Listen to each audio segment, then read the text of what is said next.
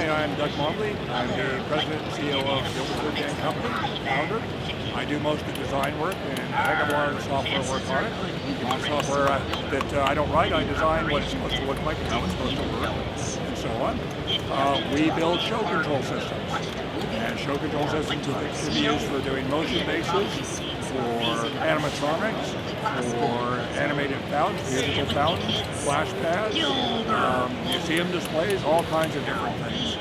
Our systems are modular. They're all small, little boxes. They can be stacked together to do shows of any size. We've done shows with literally 2 or 3 outputs on them. We've done shows with 15,000 outputs on them. And we can do anything in between. And it's all very cost effective. All networks together using simple DMX, so it's pretty much bulletproof. We have an incredibly high reputation for reliability.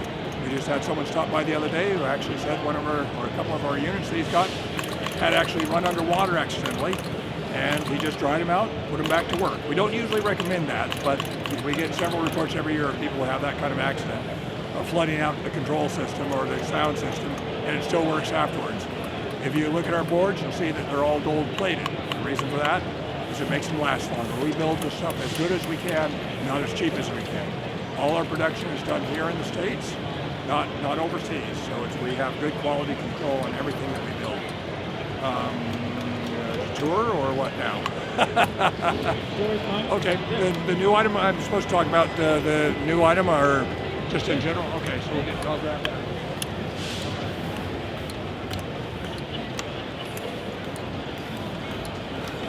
This is a new item we have coming out. This is actually a prototype of it. It's an electronic feedback card for controlling hydraulic, pneumatic, or electric servo loops.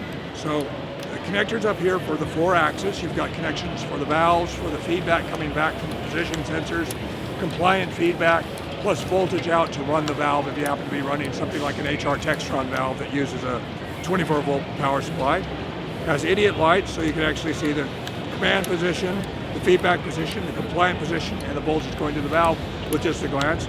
Also has a color LCD touchscreen on the front, which we can use as basically an oscilloscope, so you can actually see the command and the step response, your valve opening and closing, all that, so you can actually see the adjustments of your movement and if it needs additional adjustments to it.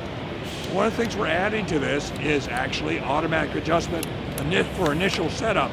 So it'll actually go through these short steps on your movement, determine how much gain it has, the phase of the valve, all that sort of thing, and then do an approximation of the adjustments for the I and the D as well as the P settings for your feedback loop.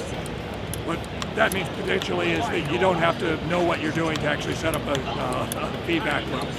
But then what we're adding is an option of continuous adjustment to the feedback loop. So as it's running your show over time, if its weight changes that it's carrying, if the hydraulic pressure changes or the air pressure changes or the hydraulic temperature changes, things that normally cause a servo loop to change what it's doing, this will actually compensate in real time. So say you've got a motion base and you're running it completely empty.